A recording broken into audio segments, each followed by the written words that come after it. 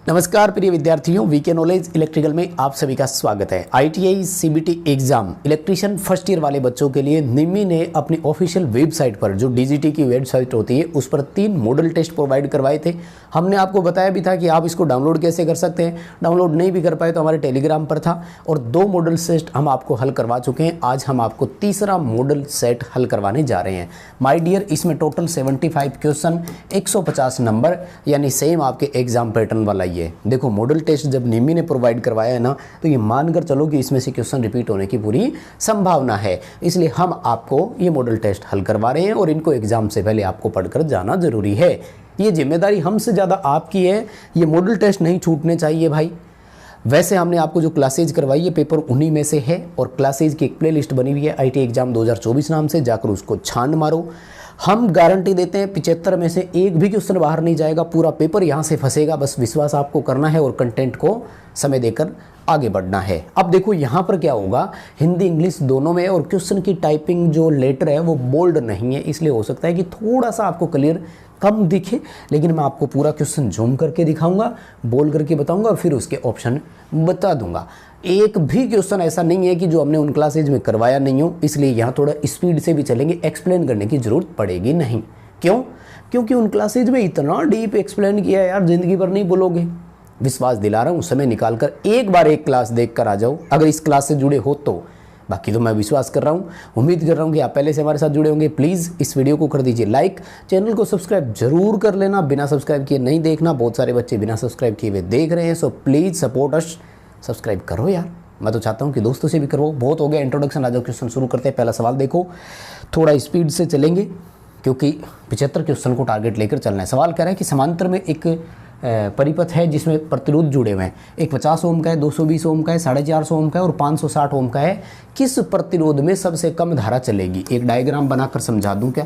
समांतर ऐसे होता है, ठीक है ना। 4 रेजिस्टेंस उसने बताए, ठीक है, इनकी वोल्टेज नहीं बताई, लेकिन हमें पता है ना समांतर में वोल्टेज सेम रहती है। इसलिए अगर मैं करंट ज्ञात करने की बात करूं तो I बराबर V/R होता है, और समान वोल्टेज पर जिसका रेजिस्टेंस ज़्यादा होता है करंट उसी की कम। अगर यहाँ कंपैरिजन करेंगे तो 560 ओम सबसे ज़्यादा वैल्यू वाला है, इसलिए इसी में से सबसे कम धारा चलेगी। अगर मैक्सिमम करंट का पूछ ले तो फिर 50 ओम आएगा। एक बात तो मैं बताना चाहूँगा, ध्यान से सुनिएगा यार, एग्जामिनर का कोई भरोसा नहीं है। मान लीजिए कि अब तक ट्रेंड चलता हुआ आ रहा था कि यार सेम क्वेश्चन आ रहे, सालों का इस बार दिमाग घूम जाए और आपको परेशान करने के लिए भाषा बदल दे, तो वो इस क्वेश्चन में सबसे कम धारा की जगह सबसे अधिक धारा किस में से चलेगी ऐसा भी पूछ सकते हैं। सो क्वेश्चन पूरा पढ़ना। एक वीडियो अभी दी है कि पैटर्न में क्या रहेगा और कितना टाइम मिलता है, वो ज़रूर देख लेना, उससे थोड़ा मोटिवेशन मिलेगा। अभी आपका 560 ओम रेजिस्टेंस यहाँ पर उत्तर हो जाएगा, ये A4 ऑप्शन में जो दिया हुआ है वो वाला। लेकिन थोड़ा अलर्ट रहना, हल्का सा अलर्ट रहना, बस यहाँ चेक कर लेना कि सबसे कम पूछ रहा है कि सबसे ज़्यादा पूछ रहा है, इतना सा बस। ऐसे नहीं कि रेजिस्टेंस वाला आ गया तो अब आगे कनेक्शन के बारे में तो देखा ही नहीं। हाँ, थोड़ा ये भी देख लेना, समांतर की जगह सीरीज कर दे तो फिर सीरीज में सब में धारा समान चलेगी, फिर कम ज़्यादा किसी में भी नहीं चलेगी, रेजिस्टेंस की वैल्यू कुछ भी हो जाए, राइट। देखो फिर एक ये वाला क्वेश्चन क्या कह रहा है, धारिता की इकाई क्या है? कैपेसिटेंस। संधारित्र की इकाई पूछ रहा है। देखो कैपेसिटेंस जो होता है ना, ये आपका C होता है, और C बराबर Q/V होता है। तो वैसे धारिता हमारे फेराड इकाई में होती है, लेकिन इसके हिसाब से अगर याद रखो तो कूलाम प्रति वोल्ट भी कर दिया करो चाहे, लेकिन वो ड्राइव्ड यूनिट कहलाती है, इसको बेस यूनिट बोलते हैं। इकाइयाँ 2 तरह की होती है, मैथ में क्वेश्चन आया हुआ है आपके। फेराड उत्तर हो जाएगा। महो चालकता की इकाई है, चालकता की नहीं हो तो ससेप्टेंस की है। हेनरी इंडक्टेंस की इकाई है जिसका प्रतीक L होता है। कूलाम चार्ज की इकाई है जिसका प्रतीक Q होता है। क्वेश्चन अच्छे है, बहुत तरीके से याद रख लेना, वेरी वेरी इंपॉर्टेंट। कौन सा कारक विद्युत चुंबक की ध्रुवता को प्रभावित करता है? देखो, विद्युत चुंबक की पोलैरिटी हो चाहे मैग्नेटिक स्ट्रेंथ हो, बनने के बाद जो है ना वो धारा से डिसाइड होती है। यहाँ पर पोलैरिटी पूछ रहा है ना, पोलैरिटी डायरेक्शन ऑफ करंट से होगी, धारा की दिशा कैसी है। अगर आप कॉइल में धारा की दिशा विशेष तौर से डीसी में होता है, एसी में तो इतना मतलब नहीं है। खैर डीसी में जैसे मान लो ये एक सोलेनोइड हमने तैयार किया था और इधर प्लस इधर माइनस दिया है तो पोलैरिटी अलग होगी। यहाँ प्लस यहाँ माइनस दे दिया, मतलब माइनस प्लस उल्टा कर दिया तो पोलैरिटी अलग होगी। यानी धारा की दिशा बड़ा इंपॉर्टेंट रोल रखती है। हाँ, बनने के बाद धारा को जो मान होता है ना, स्ट्रेंथ ऑफ करंट, वो उसकी मैग्नेटिक स्ट्रेंथ को भी डिसाइड करता है। इलेक्ट्रोमैग्नेटिक मैग्नेट जो होता है उसकी पावर वेरी हम कर सकते हैं, मैग्नेटिक पावर हम बदल सकते हैं। जी अगला सवाल देखिए, परमियंस की इकाई क्या है? परमियंस किसके समान है? पहला तो ये आ सकता है, तो ये विद्युत परिपथ में चालकता के समान होता है, ठीक है। इलेक्ट्रिकल परिपथ में और मैग्नेटिक परिपथ में अपोजिट दोनों आते हैं, यानी इलेक्ट्रिकल परिपथ मैग्नेटिक परिपथ में समानता क्या है, मतलब परमियंस विद्युत परिपथ में किसके समान है ये क्वेश्चन, और मैग्नेट में परमियंस किसके विलोमानुपाती है। तो जैसे वो चालकता है ऐसे ही ये रिलक्टेंस, जिसको हिंदी में प्रतिष्ठंभ बोलते हैं, उसके विलोमानुपाती है। प्रतिष्ठंभ की इकाई क्या होती है? एम्पीयर टर्न प्रति वेबर, तो इसका वेबर प्रति एम्पीयर टर्न हो जाएगा, ये रहा उत्तर, ठीक है। अपोजिट होता है ना, इसलिए इकाई उल्टी है। एक याद रख लो, रिलक्टेंस की अगर याद है तो परमियंस की इकाई जस्ट उसके अपोजिट कर दो। मैग्नेटिक कंडक्टेंस कहलाती है ये, चुंबकीय चालकता है, ध्यान रखिएगा, ठीक है। अगला सवाल देखो, प्रणालिका कुंडली में चुंबकीय क्षेत्र की दिशा खोजने के लिए कौन सा नियम लागू करते हैं? प्रणालिका को इंग्लिश में सोलेनॉइड बोलते हैं। सोलेनॉइड होता है इस तरह से कॉइल, ठीक है ना, ये वाली जो कॉइल होती है ना, ये वाली। अब वैसे तो हम इस पर ना हाथ रख के करते थे, और हाथ रखने वाले को बोलते थे हेलिक्स का नियम, हेलिक्स नाम का, लेकिन हाथ रखते हैं तो ये पूरी हथेली टिकती है, इसलिए इसे राइट हैंड पाम रूल भी कहा जाता है। ये वाला ऑप्शन आपका सही होगा। कौन सा होगा? राइट हैंड पाम रूल, दाएं हाथ की हथेली का नियम। हाँ, इसकी जगह अगर ऑप्शन बदलता है तो वो हेलिक्स का नियम लिख सकता है, क्योंकि इस जो कॉइल होती है ना, इसको हेलिक्स कॉइल या हेलिकल कॉइल भी कहा जाता है। अपने ट्रांसफार्मर में लगती है हेलिकल कॉइल, कभी बताएंगे कारण, अभी तो ज़रूरत नहीं है। मस्त रहो, पढ़ो अगला सवाल। Yes, it is very very important, मेरा सबसे फेवरेट टॉपिक भैया, स्ट्रेसिस लॉस वाला। BH कर्व बोलते हैं इसे, B और H के बीच बनता है। सवाल पूछ रहा है कि इस O से दर्शित भाग का नाम क्या है? मैं तो सारे ही बताऊँगा, 2 मिनट का टाइम देना पड़ेगा इस क्वेश्चन के लिए आपको। देखो, सबसे पहले यहाँ पर हम जो लगा रहे हैं ना, इसे बोलते हैं magnetic force, applied magnetic force, आरोपित चुंबकीय बल। इधर पदार्थ मैग्नेटाइज हो रहा है, वैसे तो फ्लक्स घनत्व होता है, लेकिन हम इसको बोलते हैं मैग्नेटाइजेशन ऑफ मटेरियल, पदार्थ का चुंबकित होना कितना हुआ। देखो, हम जैसे जैसे बल बढ़ाते गए, पदार्थ वैसे वैसे चुंबकित हुआ, पहले जोर से हुआ, लेकिन बाद में जाकर के स्थिर हो गया, और फिर हमने देखा कि कोई चेंजेस नहीं आया, ठीक है। अब वो क्या कर रहा है?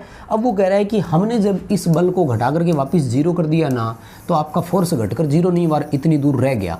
तो माय डियर, इस वाले पॉइंट को बोलते हैं रेजिडुअल मैग्नेटिज्म, हिंदी में बोलते हैं अवशिष्ट चुंबकत्व। किस पर निर्भर करेगा? मटेरियल की रेटेंटिविटी पर, पदार्थ की धारण क्षमता कितनी है, उस बात पर निर्भर करेगा। अब बात क्या आती है? अब बात ये आती है कि वो कहता है कि हम इस फोर्स को अपोजिट दिशा में बढ़ा रहे हैं, तो पदार्थ उल्टी दिशा में मैग्नेटाइज होना चाहिए था ना, लेकिन अभी हुआ नहीं। वो कह रहा है कि इतनी दूरी तक हमारा पावर व्यर्थ चला गया। इसे बोलते हैं निग्रहिता, इंग्लिश में बोलते हैं कोवर्सिविटी। यहाँ तक का ये वाला हिस्सा जो है ना, निग्रहिता, जिसको O से दर्शाया है। रेजिडुअल मैग्नेटिज्म को समाप्त करने के लिए, अवशिष्ट चुंबकत्व को समाप्त करने के लिए विपरीत दिशा में एक एनर्जी लगती है, उसे निग्राही बल बोलते हैं, या कोहर्सिविटी बोलते हैं, निग्रहिता बोल दो। बाकी सब सेम। यहाँ सैचुरेट हो गया, जैसे ही फोर्स को वापस जीरो किया, लेकिन जीरो नहीं हुआ क्योंकि रेजिडुअल रह गया। फिर इस दिशा में बढ़ाया तो इतनी दूर फिर निग्रहिता लगी, यानी ये भी निग्रहिता है। तो अब मैं दोबारा बोल रहा हूँ, इसको बोलते हैं कोवर्सिविटी, यहाँ का हो चाहे यहाँ का हो, ये जो एक उल्टा साइन वेव सा मैंने दिखाया है, ठीक है। ये कहलाता है रेजिडुअल मैग्नेटिज्म, दोनों साइड किसी का भी हो जाए। ये कहलाता है सैचुरेशन पॉइंट दोनों साइड का। बताओ बात समझ में आई क्या? अवशिष्ट चुंबकत्व किस बात पर निर्भर करता है, वो भी बड़ा इंपॉर्टेंट है यार, याद रखना। अभी तो इसका A1 होगा कोवर्सिविटी। हाँ, इन्होंने एक गलती और करी है, शुद्ध हिंदी नहीं लिखा। एग्जाम में शुद्ध हिंदी लिख दें तो निग्राहिता लिखेंगे, या फिर लिखेंगे कोवर्सिव फोर्स, तब लिखेंगे निग्राही बल। आ जाओ अगले सवाल पर। रिलक्टेंस की इकाई क्या है? देखो जी, अभी मैंने आपको बताई है, परमियंस की इकाई करवाई थी, अब रिलक्टेंस की आ गई। तो एम्पीयर टर्न प्रति वेबर होता है। कहाँ है कहाँ है कहाँ है? ये रहा भैया, एम्पीयर टर्न प्रति वेबर, सी ऑप्शन में, ठीक है। थोड़ा स्पीड से चल रहा हूँ, प्लीज़ थोड़ा मेरे साथ साथ कर लो। क्यों?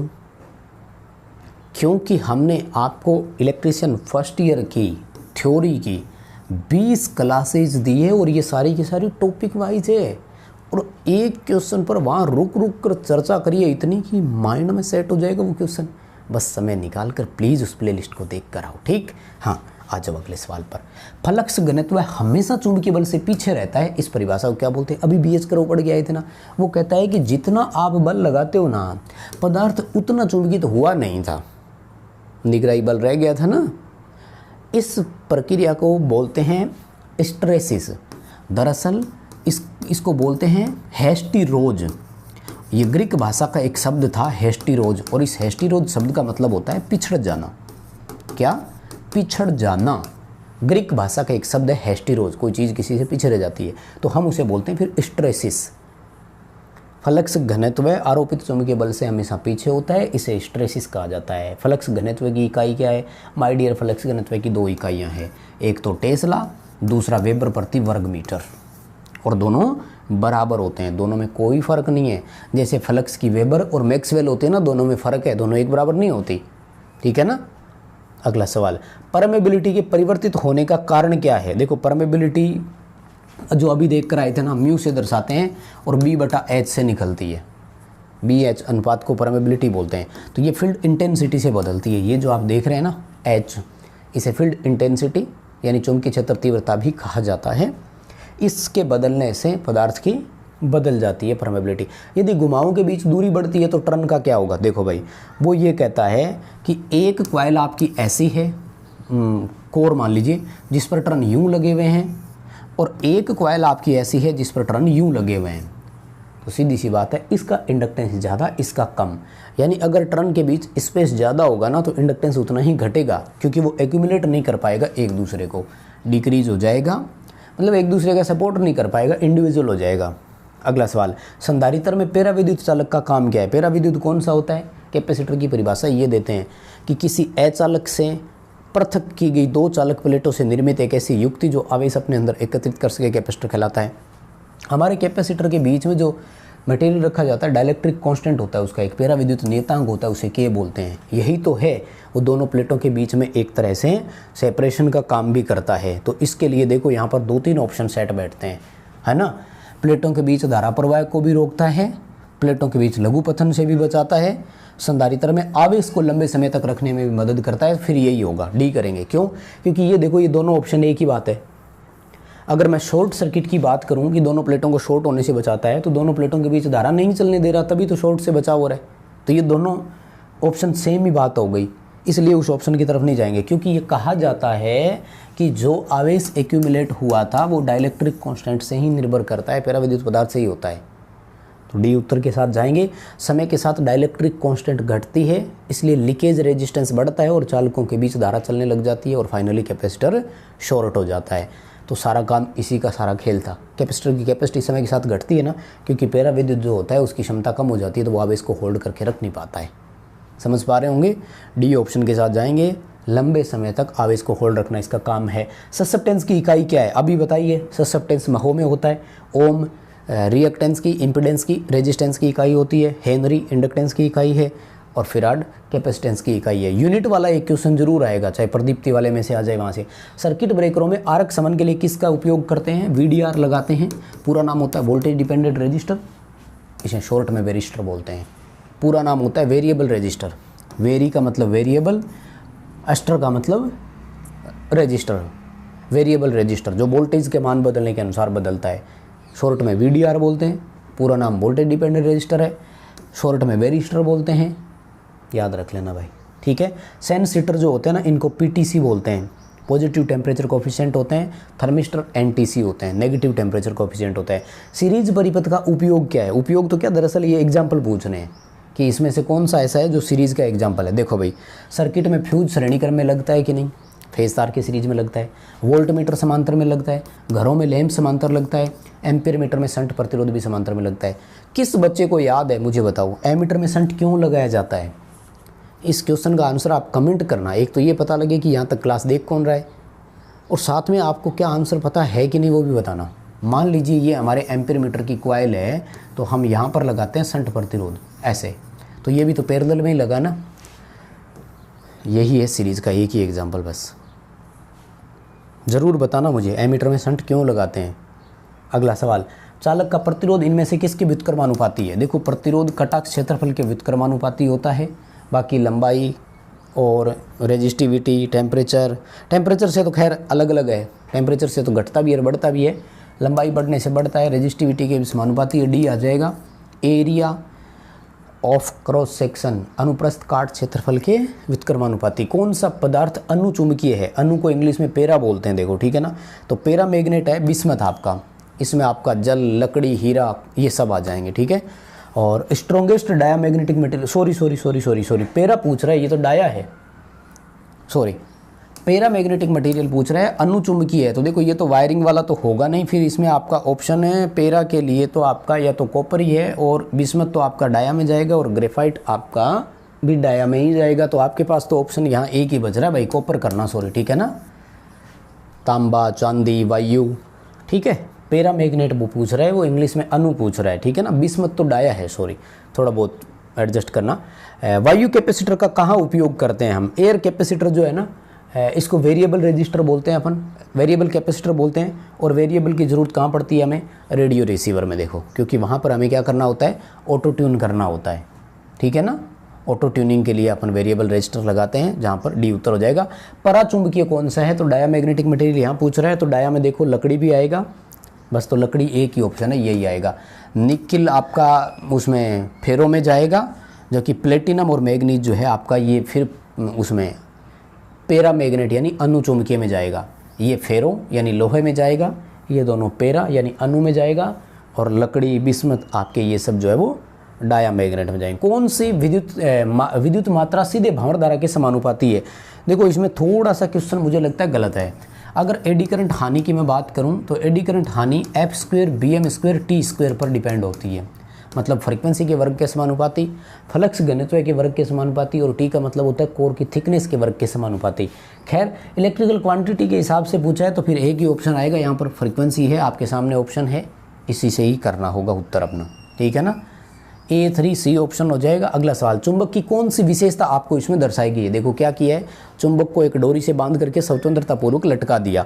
स्वतंत्रतापूर्वक लटका हुआ चुंबक सदैव उत्तर दक्षिण दिशा में ठहरता है, और इसे बोलते हैं डायरेक्शन प्रॉपर्टी या डायरेक्टिव प्रॉपर्टी। दिशात्मक गुण या दिशीय विशेषताएं बोलेंगे इसे, हिंदी में दिशात्मक गुण भी लिखा हुआ आ सकता है, जो हमें ये बताने का प्रयास कर रहा है कि वो हमेशा उत्तर और दक्षिण दिशा में ठहर रहा है। अनुचुंबकीय पदार्थ कौन सा है? पैरामैग्नेट, वापस आ गया, पैरामैग्नेट वायु है। एयर आपका पैरामैग्नेट में जाएगा, स्टील आपका जो है वो लोहे चुंबकीय में जाएगा, लोहे यानी फेरोमैग्नेट में जाएगा, और ग्लास और जो वाटर है आपके ये जाएंगे डायामैग्नेटिक की कैटेगरी में। तो तीन तरह के हैं, तीनों को याद रखना। उसके बाद में देखो ये जो RF युग्मन सर्किट होता है, RF का मतलब है रेडियो फ्रीक्वेंसी। रेडियो फ्रीक्वेंसी प्रकार के जितने भी कैपेसिटर होते हैं उनमें लगने वाले कैपेसिटर को मोनोलिथिक कैपेसिटर कहा जाता है, ध्यान रखना। कौन सा कैपेसिटर होता है? मोनोलिथिक कैपेसिटर उसे कहा जाता है। और व्हीटस्टोन ब्रिज में गैल्वेनोमीटर में कोई भी करंट प्रवाहित नहीं हो रही है तो उस स्थिति को क्या बोलते हैं? गैल्वेनोमीटर में जब धारा प्रवाहित नहीं होती है तो सेतु संतुलित कहलाता है। ऐसे आपका ब्रिज रेक्टिफायर वो है व्हीटस्टोन ब्रिज, और इसके बीच में यहाँ गैल्वेनोमीटर जुड़ा हुआ है। तो वो क्या कहता है कि जब इन दोनों भुजाओं का अनुपात इन दोनों भुजाओं के अनुपात के बराबर है तो यहाँ पर आपका पोटेंशियल सेम है। याद रखना my dear, galvanometer current detector है, यानी धारा को सूचित करता है, और किसी भी सर्किट के दो बिंदुओं के बीच धारा तब प्रवाहित होती है जब वहाँ पर विभव में अंतर हो, यानी विभवांतर हो। यहाँ रेजिस्टेंस का अनुपात समान होने का मतलब होता है कि इन बिंदुओं पर विभव भी समान है। समान पोटेंशियल अगर होगा तो उनके बीच धारा का चालन नहीं होगा। जैसे R और R दो फेज है, मतलब R एक ही फेज है, दो अलग अलग सोर्स से भले ही आप किसी उपकरण को R फेज दे दो वो नहीं चलेगा, क्योंकि उनकी फ्रिक्वेंसी सेम है, वोल्टेज सेम है, तो वो एक ही चीज़ मानी जाती है। उत्तर क्या करोगे? ए आएगा, बैलेंस है। गैल्वेनोमीटर में से शून्य धारा तब चलती है जब सर्किट संतुलित हो। बहुत सारे बच्चे यहाँ ओपन सर्किट की तरफ जाते हैं, वो एमीटर है। एमीटर अगर जीरो करंट दिखा रहे हैं ना, इसका मतलब सर्किट ओपन होता है। सवाल अगला, व्हीटस्टोन ब्रिज को संतुलित अवस्था में रखने के लिए गैल्वेनोमीटर क्या रीडिंग देता है? यार ये पता नहीं क्या क्वेश्चन है इनका। देखो एक ही क्वेश्चन दो बार आ गया। पहले तो ये पूछा कि जीरो रिफ्लेक्ट कब देता है, और अब ये रहा नील डिफ्लेक्शन, कोई विक्षेपण नहीं देगा।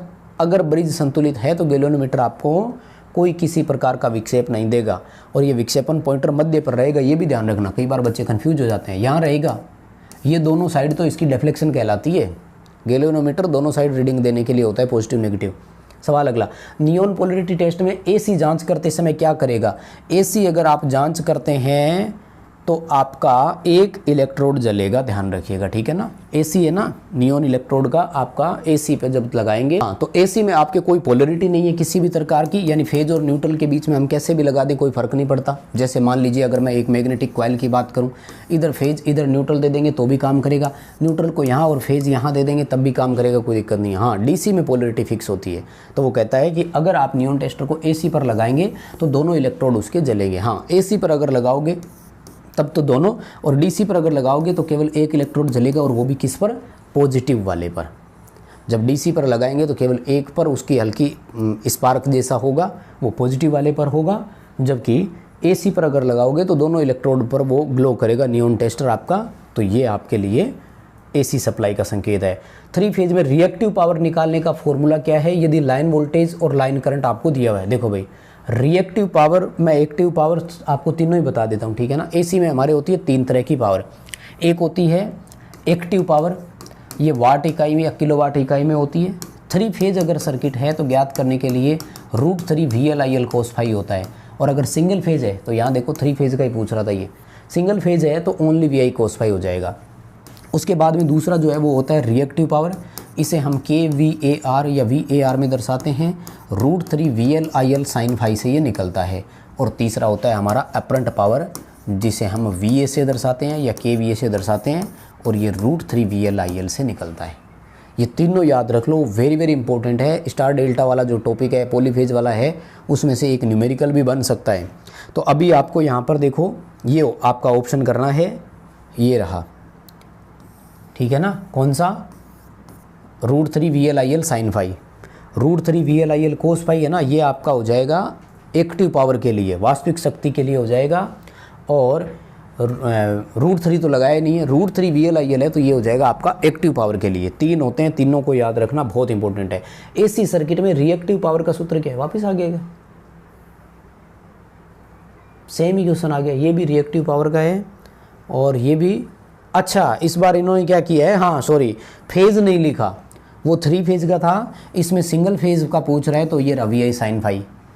ये ध्यान से सुनो, ये एक्टिव पावर का है वाट में, नहीं वाट में नहीं, VA में अपरेंट पावर है, VI cos φ, ये वाट में एक्टिव पावर है, और ये आपका VAR रिएक्टिव पावर है। मतलब sin φ रिएक्टिव का है, cos φ आपका एक्टिव का है, और sin φ cos φ दोनों नहीं लगे, वो अपरेंट पावर है। 3 तरह की एसी में हमारे शक्तियाँ होती है। सिंगल फेज एसी परिपथ में फेज अंतर कितना होता है, तो सिंगल फेज में 90 डिग्री होता है और 3 फेज में 120 डिग्री का होता है। इसको अच्छे से पढ़ लेना, ये क्वेश्चन रिपीट हो सकता है। RLC सर्किट में इम्पीडेंस की गणना करने के लिए फॉर्मूला सही क्या है, और जब इंडक्टिव रिएक्टेंस कैपेसिटिव रिएक्टेंस से कम हो। तो मैं आपको 3 तरह के फॉर्मूले बताता हूँ, पहले वो सुन लो, फिर आपको करना है। अगर आपसे केवल RLC पूछे ना, तब तो आपको फॉर्मूला लगाना है R² प्लस XL सार व अनुपात XC की होल स्क्वायर का अंडर, ठीक है। इसका मतलब क्या है, इसका मतलब है कि कम में से आपको ज़्यादा वाला सॉरी थोड़ा सा डिस्टर्ब के लिए बीच बीच में हो जाता है, लाइट चली जाती है। तो देखो 3 चीज़ें ध्यान रखना। जब आपसे ये कहे कि इम्पीडेंस कैलकुलेट करो और कुछ भी नहीं लिखे, या आपसे फॉर्मूला पूछे, तो XL सार व अनुपात XC की होल स्क्वायर, ठीक है। ध्यान से समझिएगा, दोबारा बता रहा हूँ, 1 मिनट वापस चलना पड़ेगा। इस सार्व अनुपात का मतलब ये होता है कि आपको ज़्यादा में से कम घटाना है, यानी इसमें करना हमेशा हमें डिफरेंस ही है, दोनों का अंतर करना है रिएक्टेंस का। XL में से XC, XC में से XL घटाना है, ये कन्फर्म है। लेकिन ये निशान यूँ कहता है कि पहले बड़ी संख्या को रखो, बाद में छोटी संख्या को रखो। यानी इस आधार पर हमारे 3 फॉर्मूले बनते हैं। एक तो ये, दूसरा ये कि अगर कभी XL का मान ज़्यादा हो तो ये फॉर्मूला बनेगा, और तीसरा ये कि अगर कभी XC का मान ज़्यादा हो तो ये फॉर्मूला। अब इस क्वेश्चन में देखो, इन्होंने आपको क्लियरली मेंशन किया है, ध्यान से समझिएगा मेरी बात को, वेरी वेरी इंपॉर्टेंट क्वेश्चन मैं इसे कहूँगा। यहाँ इन्होंने कहा है कि प्रेरकीय प्रतिघात धारितीय प्रतिघात से कम है, यानी XL का मान कम और XC का मान ज़्यादा है, तो माय डियर आपको XC की वैल्यू पहले रखनी पड़ेगी और XL की वैल्यू बाद में। ये रहा A4 ऑप्शन में, यहाँ देखो R² plus XC minus XL की स्क्वायर, वेरी मोस्ट है। क्योंकि अगर बच्चे उस चीज़ पर ध्यान नहीं देंगे तो ये कि ऑप्शन भी तो सही बन रहा है ना, XL माइनस XC की स्क्वायर भी तो कर सकते हैं, लेकिन ये तब करना था जब XL का मान XC से ज़्यादा होता। बड़ा इंपॉर्टेंट क्वेश्चन है, ध्यान से समझ लीजिएगा। हालांकि प्रैक्टिकल करने के बाद अगर आप थ्योरेटिकल इसका आंसर निकालते हैं तो ज़्यादा अंतर नहीं आएगा, क्योंकि दो संख्याओं का अंतर करने के बाद आप उसका होल स्क्वायर और करेंगे तो छोटी में से बड़ी घटा दोगे तब भी कोई दिक्कत नहीं है, क्योंकि वो माइनस की संख्या होगी तो माइनस माइनस वो प्लस की आ ही जाएगी, रिजल्ट प्लस का ही आना है। बट अगर वो कहते हैं तो हमें करना ही पड़ेगा। आइए अगले सवाल पर। सिंगल फेज RC समांतर परिपथ में लाइन धारा की गणना करने का सूत्र क्या है? माय डियर, मैं AC फंडामेंटल में टोटल 6 सर्किट पढ़ाता हूँ। कंपटीशन एग्जाम की जो बच्चे तैयारी करते हैं बहुत ज़रूरी होता है। 3 पढ़ाते हैं सीरीज़ के, 3 पढ़ाते हैं आपको पैरेलल के, RL series, RC series, RLC series, उसके बाद में RL पैरेलल, RC पैरेलल और RLC पैरेलल। बड़े इंपॉर्टेंट होते हैं और मुझे सबसे टॉप कंटेंट ही यही लगता है अगर किसी बच्चे को कंसेप्ट समझाना हो। यहाँ पर टोटल करंट आपको करनी हो ना तो आपको IR की स्क्वायर प्लस IC की स्क्वायर और होल स्क्वायर करना होगा। माय डियर, ये AC है, AC में राशियों का हमेशा सदिश योग किया जाता है। अगर ये DC होता तब कुछ नहीं करना था, IR प्लस IC कर देते बस। एग्जाम्पल बताता हूँ। मान लीजिए अगर ये 3 एम्पियर और ये 4 एम्पियर है तो यहाँ आपका टोटल आंसर 5 एम्पियर आएगा। लेकिन अगर ये DC सर्किट होता तो एक शाखा में 3 एम्पियर, दूसरी शाखा में 4 एम्पियर करंट है तो टोटल करंट 7 एम्पियर होना चाहिए था ना। AC और DC में यही फ़र्क होता है। तो मैं आपको तीनों ही बता रहा हूँ, ध्यान से सुनिएगा। IR स्क्वायर प्लस IL की स्क्वायर ये करेंगे जब RL समांतर हो। IR की स्क्वायर प्लस IC की स्क्वायर ये करेंगे जब आपका RC पैरेलल हो, जैसा कि इस क्वेश्चन में रजिस्टर और कैपेसिटर जुड़े हुए हैं। और IR की स्क्वायर प्लस IL सार्वनुपात IC की होल स्क्वायर और पूरे का अंडरूट ये तब करेंगे जब RLC तीनों हो। और वही ज़्यादा में से कम घटाना है। बताओ बात समझ में आ रही है क्या? बस इस बात के लिए तो प्लीज़ एक लाइक ज़रूर कर देना यार इस वीडियो को। ऑप्शन आप देख लो कहाँ है, ये रेडी उत्तर में। IR की स्क्वायर प्लस IC की स्क्वायर ये आपका यहाँ पर सबसे परफेक्ट ऑप्शन है। अगला सवाल, 3 फेज सक्रिय शक्ति की गणना करने का सूत्र क्या है? देखो यार बार बार क्यों दे रहे हैं ये क्वेश्चन, मेरे तो समझ में नहीं आ रहा। 3 फेज में एक्टिव पावर पूछ रहे हैं तो √3 VL/IL cos फाई ये रहा। ये किसका था? रिएक्टिव पावर का, सक्रिय शक्ति का। पता नहीं क्यों क्वेश्चन दे रहे हैं, एक ही टॉपिक पर 4 क्वेश्चन आ चुके हैं। ऐसे पेपर में भी हो जाता है, खैर मैंने देखा है, कई बार हुआ है ऐसा, रिपीट होते हुए क्वेश्चन हमने कई बार देखे हैं। कला अनुक्रम मीटर का उद्देश्य क्या है? फेज सीक्वेंस मीटर क्या होता है? देखो नाम से ही पता लग रहा है, फेज का सीक्वेंस। फेज क्रम शब्द सुना है, जैसे भारत में 3 फेज सप्लाई सिस्टम में फेजों का क्रम क्या है? RYB। देखो फेज क्या होता है कि 0 से उठता है और शिखर मान तक जाता है, तो फेजों का शिखर मान पर आने का क्रम फेज क्रम कहलाता है। भारत में RYB फेज क्रम का मतलब क्या है? जैसे ही लाइट बननी शुरू होती है R फेज सबसे पहले पीक पर जाता है, फिर Y आता है और फिर B आता है 120 डिग्री के अंतर पर। जैसा कि आपने देखा भी होगा, टॉपिक में पढ़ा होगा, 2 अल्टरनेटरों को हम समांतर में जोड़ते हैं, इसे बोलते हैं सिंक्रोनाइजेशन। जैसे थर्मल पावर प्लांट होता है, यहाँ पर अभी जैसे अपने सूरतगढ़ थर्मल की मैं बात करूँ तो यहाँ पर 6 अल्टरनेटर है, 250 मेगावाट, 250 मेगावाट, 250 मेगावाट के, ऐसे 6। एक अगर ट्रिप हो गया तो उसको फिर से लेते हैं सर्किट में, वैसे तो 7-8 घंटे लगते हैं वापस आने में और तब तक करोड़ों का नुकसान हो जाता है। वैसे जब वापस सर्किट में लेते हैं ना तो उस दौरान सिंक्रोनाइजेशन प्रक्रिया होती है। तो नया जब भी 2 3 फेज सर्किट को आपको जोड़ना हो ना तो उनका फेज क्रम समान होना ज़रूरी है, नहीं तो ब्लास्ट हो जाएगा। तो ये फेज क्रम पता कहाँ से करें? उसके लिए फेज क्रम मीटर ही लगता है, और वो फेज क्रम मीटर ही हमें बताता है कि उस 3 फेज सिस्टम में फेज क्रम सही है अथवा नहीं है। इस पर एक पूरा टॉपिक बनता है यार, कभी अगर मैं चर्चा करूँ ना तो मैं क्या ही बताऊँ, मतलब 1 घंटा लग जाता है इस एक टॉपिक पर ही। ITI में ये चीज़ें खुलकर बतानी चाहिए यार, आपके 2 साल का टॉपिक होता है, कंटेंट होता है पूरा, ITI अच्छे से आपको पढ़ाना चाहिए। सवाल देखो, RL सीरीज परिपथ में अनुनाद कब होगा? देखिए माय डियर, रेजोनेंस हम बोलते हैं शुद्ध हिंदी में, और एक सर्किट को रेजोनेट तब बोलते हैं जब XL और XC का मान बराबर हो, ठीक है ना। सर्किट का नेट रिएक्टेंस इस समय 0 होता है, परिपथ शुद्ध प्रतिरोधी की भांति होता है, इम्पीडेंस और रेजिस्टेंस बराबर होते हैं, ठीक है। तो परिपथ को ऐसे को तब बोलते हैं जब इंडक्टिव रिएक्टेंस कैपेसिटिव रिएक्टेंस के बराबर हो, यानी XL और XC बराबर हो। अब देखो इसके 2 क्वेश्चन बनते हैं, एक तो ये बन गया, एक वो थ्योरेटिकल प्रतीकात्मक रूप से लिख देंगे, ये वाला ऐसे मोर देन लेस देन यूँ 4 निशान लगा कर दे देंगे। तो दोनों जब बराबर होते हैं तब बड़ा इंपॉर्टेंट है, याद करिएगा, है ना। साइन वेव के लिए फॉर्म फैक्टर का मान कितना है, बड़ा इंपॉर्टेंट क्वेश्चन है यार, इसको रट लीजिए। साइन वेव के लिए फॉर्म फैक्टर का मान होता है 1.1, वर्गाकार वेव के लिए होता है इकाई, और त्रिभुजाकार वेव के लिए होता है 1.15। 1.11 करो तो भी कोई बात नहीं, कर देना, ये रहा उत्तर 1.11, ठीक है बड़ा इंपॉर्टेंट। इसका सुनो, फॉर्मूला आता है यार फॉर्म फैक्टर का, और इसके 2 उत्तर देने हैं गुरुजी, 2 एक ही के, बिल्कुल 2 दोनों आते हैं। अब दिन आपका होगा तो आपके हिसाब से आएगा। दरअसल ये आरएमएस मान और औसत मान का अनुपात है, आरएमएस वैल्यू और एवरेज वैल्यू का अनुपात है। लेकिन माय डियर, आरएमएस का दूसरा नाम इफेक्टिव वैल्यू है और एवरेज वैल्यू का दूसरा नाम है मीन वैल्यू। तो ये इफेक्टिव वैल्यू और मीन वैल्यू का, यानी प्रभावी मान और माध्य मान का अनुपात है। मतलब 2 परिभाषा आपको याद रखनी है, एक तो शुद्ध हिंदी में आरएमएस बटा औसत वाली, दूसरा प्रभावी बटा माध्य वाली। अब आपके पेपर में कौन सा आता है वो आपको ध्यान रखना है, पेपर में क्वेश्चन जरूर आएगा, पक्का कह रहा हूँ, याद करोगे कि हाँ गुरुजी ये हमें मिला था, हमें इसकी ज़रूरत थी और हमने सही कर भी दिया। सवाल देखो, ऐसी समांतर सर्किट में प्रतिक्रिया का विलोम क्या है? रिएक्टेंस का अपोजिट जो होता है ना, उसे हम ससेप्टेंस बोलते हैं। मैं आपको 6 सर्किट होते हैं, सबके बता देता हूँ। सर्किट क्या, इंपॉर्टेंट फैक्टर्स है ना। जेड और वाई एक दूसरे के विलोमानुपाती होते हैं। जेड टोटल इम्पीडेंस होता है, वाई को एडमिटेंस बोलते हैं, यानी ये टोटल धारा का विरोध होता है, ये धारा पर वाई की सहायता होती है।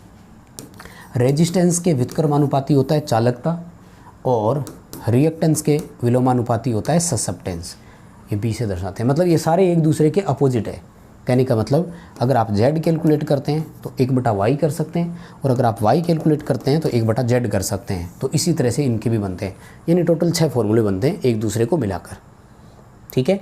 तो अभी रिएक्टेंस का क्या आएगा, ससेप्टेंस आएगा, क्योंकि चालकता रेजिस्टेंस का है, एडमिटेंस का इम्पीडेंस है, इम्पीडेंस का एडमिटेंस है।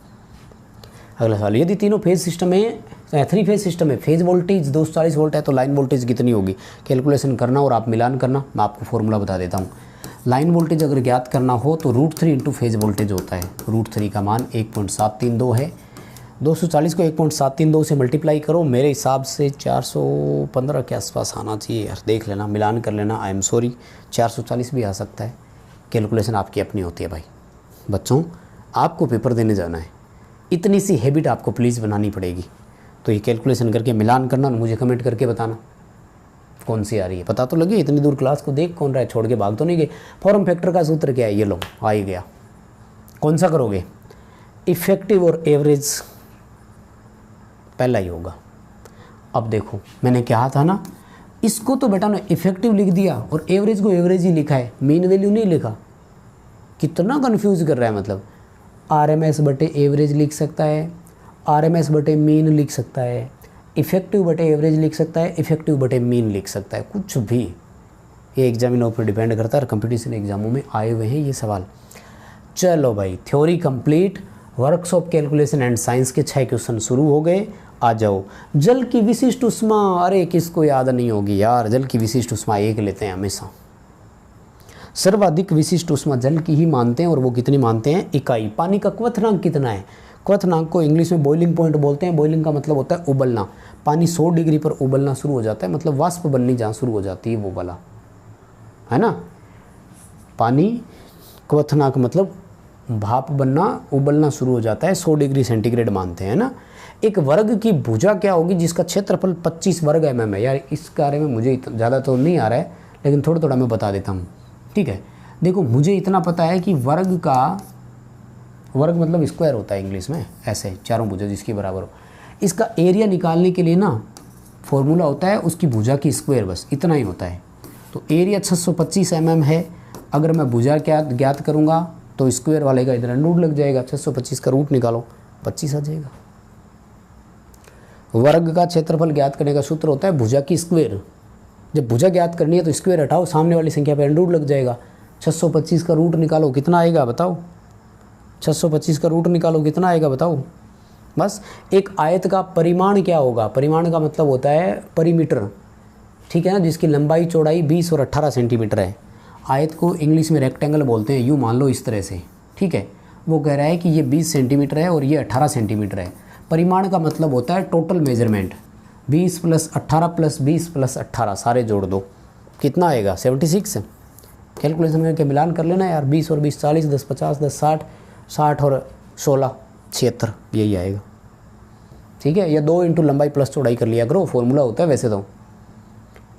कोई पूछ रहा होगा गुरुजी फॉर्मूला, तो आयत के परिमाप का फॉर्मूला होता है 2 × लंबाई × चौड़ाई।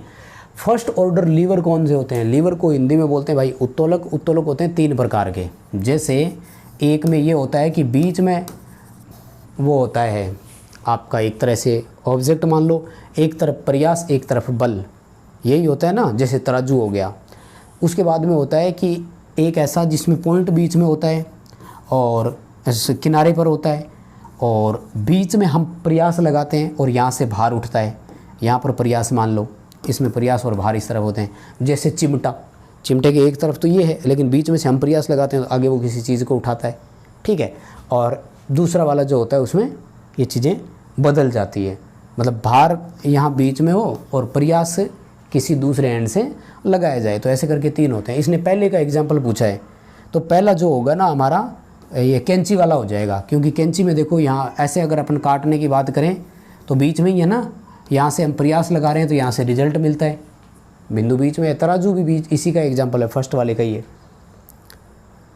सेकंड वाले का फिर पूछ बैठे हैं यार, तो सेकंड वाले में बोतल ओपनर इन्होंने ऑप्शन दिया है तो ये कर देंगे, है ना। बोतल का जो ओपनर होता है ना, तो अपन एक तरफ से प्रयास लगा रहे हैं, रिजल्ट नीचे रह गया, है ना, पॉइंट पे लग रहा है, बस। ये सेकंड। चिमटा जो है ना सबसे आसान एग्जाम्पल आएगा। चित्र में दिखाए गए प्रिज्म का नाम क्या है? गिन लो भाई, 1 2 3 4 5 6, षटकोण बोल देंगे शुद्ध हिंदी में। क्या बोलेंगे? षटकोण।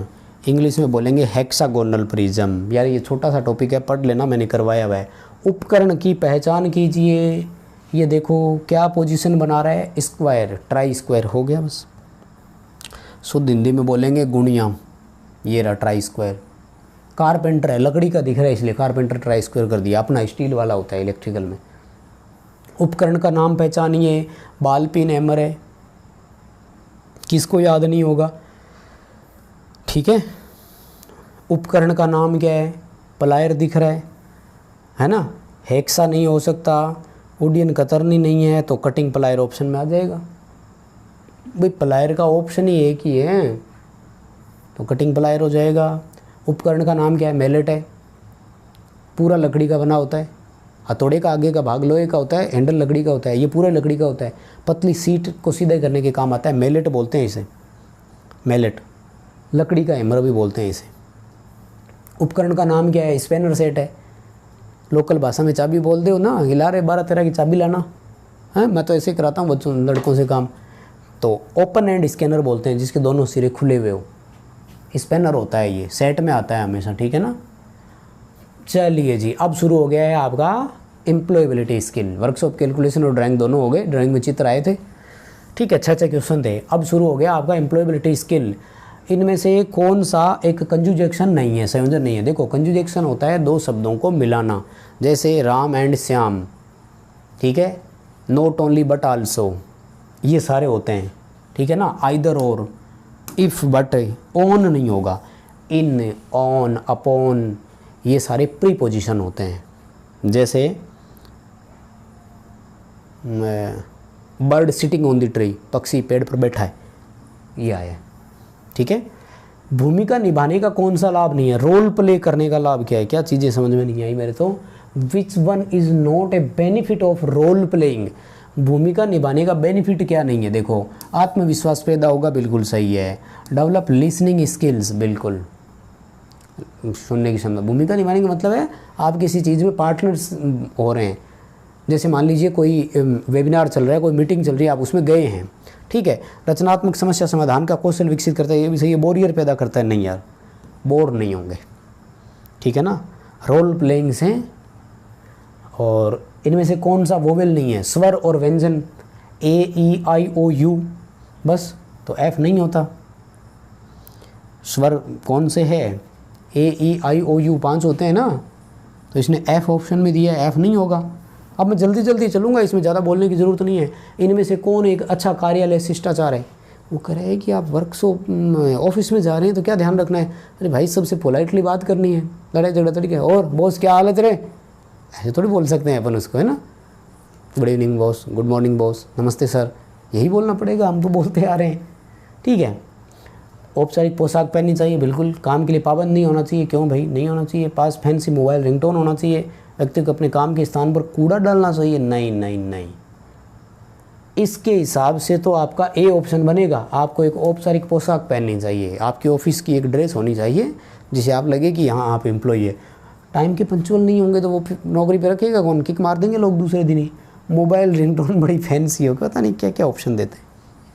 रिंगटोन भी साइलेंट होना चाहिए ऑफिस में फ़ोन। वह शब्द जो किसी दूसरे शब्द के समान होता है लेकिन अर्थ में भिन्न होता है, माय डियर, इसे हम होमोफोम बोलते हैं। ये तो आपको याद रखना पड़ेगा। बोलने में दिखने में एक जैसे होते हैं लेकिन दोनों का अर्थ अलग अलग निकलता है। छोटा सा एग्जांपल दे दूं, जैसे एक होता है प्लस और एक होता है पल्स, है ना। पल्स होती है ये जो अपनी धमनियाँ या नाड़ियाँ जो चलती है, और प्लस जोड़ना, लगभग एक जैसी चीज़ ही होगी, हालांकि डिफरेंस है। बोलने वाला बच्चा डिफरेंस कर सकता है। खैर मेरे पास अभी यही एग्जांपल टाइम पर याद आया। कुछ तो समझ रहे होंगे शायद, एक्स्ट्रा तो है ही। मुझे अंग्रेजी सीखने में मदद करेगा कौन? करेगा भाई, अंग्रेजी सीखनी है मुझे, ITI में पास होने में मदद कौन करेगा? मेरा डेडिकेशन, कि मुझे हर हालत में पास होना ही है।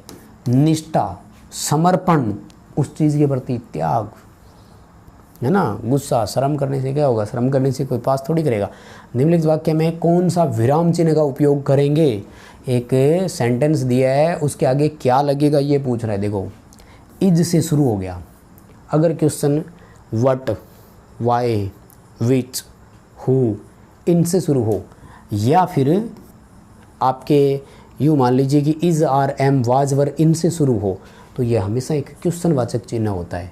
मतलब हमेशा क्वेश्चन पूछा जा रहा होता है। इसमें क्या पूछ रहा है? Is there any site engineer here? क्या यहाँ पर कोई साइट इंजीनियर है? ये साइट किसकी है? कौन संभाल रहा है? बस, यानी प्रश्नवाचक चिन्ह है। ये 10th वाली इंग्लिश देखो मेरे आज काम आ रही है यार। पहला क्वेश्चन आ जाएगा, क्वेश्चन मार्क, है ना। ये हमें 10th में देखो सर ने कब पढ़ाया था यार, 15 साल पहले। सवाल देखो, बड़े अक्षर का उपयोग कब करते हैं? कैपिटल लेटर का इस्तेमाल कब करेंगे? कैपिटल लेटर का इस्तेमाल वाक्य की शुरुआत में भी करते हैं, किसी व्यक्ति का नाम हो तब भी करेंगे, और किसी प्लेस का नाम हो तब भी। जैसे अपन को लिखना है दिल्ली तो डी कैपिटल आएगा, ऑल अबव आ जाएगा, उपरोक्त सभी।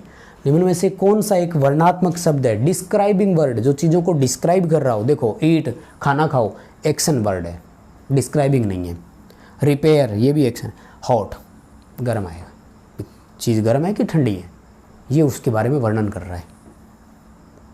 अगला सवाल, जब कोई थैंक यू कहता है तो हमें जवाब क्या देना चाहिए?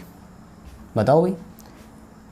यू आर वेलकम, ये तो बोलते ही आए हो, आजकल के लेटेस्ट बच्चे तो बोलते ही यही है, थैंक यू का you are welcome.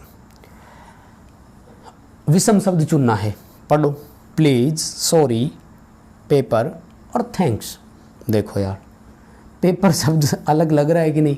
Please request कर रहे हो, सॉरी गलती हो गई तो बोल रहे हो, थैंक्स यानी एक तरह से ये वो है पोलाइटली वाले है, और ये किसी ऑब्जेक्ट के बारे में, ये वस्तु का है, ऑब्जेक्टिंग वर्ड है ये वाला। तो पेपर अलग है भाई, इतना आपको भी पता है। देखो ये कॉमन सेंस आपका काम कर रहा है यार। प्लीज़, सॉरी, थैंक्स, है ना। आप अपने दोस्त से बुक मांग रहे हो कि प्लीज़ बुक दे दो, वो सामने से बोलेगा कि सॉरी मैं नहीं दे रहा, फिर उसने दे भी दी, आपने कहा थैंक्स, हो गया काम। अगला सवाल, मैं एक वेल्डर हूँ और मैं हमेशा साथ में करता हूँ। वेल्डर नेल पॉलिश का क्या करेगा? वेल्डर रोबोट का क्या करेगा? वेल्डर के पास क्या होंगे? वेल्डिंग उपकरण होंगे, तभी तो वेल्डिंग कर पाएगा। पता नहीं एम्प्लॉयबिलिटी स्किल में आपको बोनस देना चाह रहे हैं क्या ये? ऐसे ऐसे क्वेश्चन क्यों दे रहे हैं भाई? अगला सवाल, आज का मौसम होने जा रहा है, मौसम भैया गर्म होने जा रहा है, मौसम गर्म या ठंडा ही होगा। आशापूर्ण कोई मौसम होता है क्या? नीला कोई मौसम होता है क्या? शब्द वेन, वेन कब लगाएंगे? कब, जब टाइम की बात हो रही हो कि जी यार एक्सीडेंट हो गया, कि कब। ठीक है। राहुल को अपने पालतू कुत्ते के साथ मज़ा आता है, खेलने में मज़ा आएगा। भाई कुत्ते के साथ क्या लिखेगा और क्या कुत्ते के साथ कपड़े धोएगा, है ना, खुद ही धो लेगा। अगला सवाल, हमारे व्यक्तित्व का स्पष्ट विचार रखने की ताकत, कमजोरी, विचार, विश्वास, प्रेरणा, मूल्य आदि सहित को हम क्या बोलेंगे? तो इसे हम बिलीफ बोलेंगे यार, विश्वास ही कहेंगे, है ना। कि मुझे पता है ना मेरी कमज़ोरी क्या है, मेरी स्ट्रेंथ क्या है। बस बड़ा सिंपल है। अगला सवाल, आपकी पहचान को गठित करने में निम्न में से कौन सा सही नहीं है? ओपिनियन, वैल्यू, हाँ, किसी चीज़ में आपके विचारों को उसको जोड़ना चाह रहा है कि यार तेरे इस मुद्दे पर तेरे क्या विचार है, तो आपके ओपिनियन विचार लेगा, आपकी वैल्यूज़ देखेगा, आप क्या चीज़ पसंद करें वो भी देखेगा। परीक्षा में आपको कितने नंबर आए ये उस मुद्दे से क्या लेना देना, डी हो जाएगा। मार्क्स स्कोर्ड इन एग्ज़ाम, परीक्षा में जितने आपके अंक आए थे उसका कोई मतलब नहीं है। एक व्यक्ति के रूप में आपके पास मौजूद क्षमताएं और गुण है जो जीवन और करियर में अच्छी तरह से आपको आगे बढ़ने में मदद करते हैं, तो हम इसे पर्सनल स्ट्रेंथ बोलेंगे। और जो चीज़ें आपको आगे बढ़ने से रोकेगी उसे पर्सनल वीकनेस बोलेंगे। ठीक है, दोनों याद रख लेना, बार बार क्यों बोलना। ऐसे गुण जो नकारात्मक है, जिन पर आपको काम करने की आवश्यकता है, पर्सनल वीकनेस उनको बोलेंगे। जो चीज़ें गलत है उनको सुधार करने की ज़रूरत है। व्यक्तिगत कमजोरी का उदाहरण निम्न में से क्या है? व्यक्तिगत कमजोरी आलसी होना है। आलसी है, ये एक पर्सनल आदमी का हुआ ना वीकनेस। एक आलसी है इसका मतलब ये तो नहीं कि सबको फिर उसकी सज़ा मिलती है, नहीं, जो आलसी है वही फेल होगा। लक्ष्य दो प्रकार के होते हैं भाई, कौन से? शॉर्ट टर्म और लॉन्ग टर्म। एक तो ये कि यार अभी मुझे बस ITA पास करनी है और उसके बाद में कि यार ITA करने के बाद मुझे नौकरी लगना है। ठीक है, तो ITA वाला है आपका शॉर्ट टर्म, एक है लॉन्ग टर्म, बी उत्तर हो जाएगा। तनाव क्या है? स्ट्रेस। अरे भाई ये रहा, निराशा की भावना है ना, डिमोरलाइज हो जाता है आदमी, डिसअपॉइंट हो जाता है, या अरे मैं तो सब जगह से मर गया, मेरे तो यहाँ भी ये वहाँ भी है ना। सॉरी आज मतलब क्या लग रहा होगा आपको गुरुजी, यार आनंद की अनुभूति कोई स्ट्रेस में थोड़ी आती है, वो तो खुश होता है, उसको लगता है कि अरे मैं मस्त हूँ जी, वो स्ट्रेस में थोड़ी होगा। स्ट्रेस में तो हमेशा टेंशन वाला रहेगा।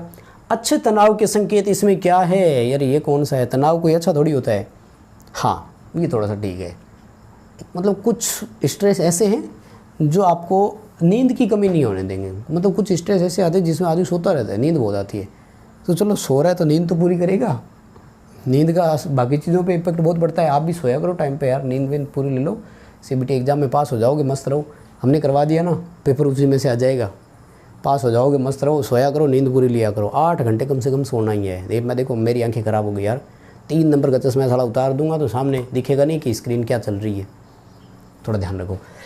एक गतिविधि जो तनाव को रोकती है या कम करती है उसे स्ट्रेस बस्टर कहा जाता है। आपके अनुसार इनमें से कौन सा स्ट्रेस बस्टर नहीं है? मतलब जो चीज़ तनाव को कम करे। देखो लंबे समय तक समस्या के बारे में सोचते रहोगे ना, ये ज़्यादा और ख़राब करेगी। अरे मेरा अब क्या होगा, ये क्या हो गया, ये ऐसा क्यों हो गया, काश ऐसा ना होता, वो और ज़्यादा टेंशन में देगी, है ना। जाके सो गए टाइम पर वो भी ठीक है, गाने सुनोगे तो भी टेंशन दूर हो जाएगी। गार्डनिंग, कोई बाग बगीचा छोटा मोटा है तो उसमें पानी वानी दे दो। अगला सा माइंडफुलनेस क्या है? माइंडफुलनेस का मतलब होता है जो काम आप कर रहे हैं पूरी तरह से उस पर आपका ध्यान हो, इसे बोलते हैं माइंडफुलनेस। ठीक है ना, माइंडफुलनेस होता है ये रहा, एक पल में पूरी तरह से उपस्थित होना, यानी उस एक इंस्टेंट में आप वहीं थे। नहीं तो अपने एक समय में ना जाने अपने दिमाग में तो क्या क्या भूत चलते रहते हैं यार, है ना। चलो जी हो गया, इतना ही है बस। बहुत धन्यवाद सभी को, और कर देना प्लीज़ इसको लाइक शेयर जितना दबा के कर सकते हो। और अब मस्त रहो, 22 तारीख को पेपर हो ही जाना है, तो क्लासेस तो अभी इतनी होगी, 2 दिन रिवीजन करो जितनी कर सकते हो।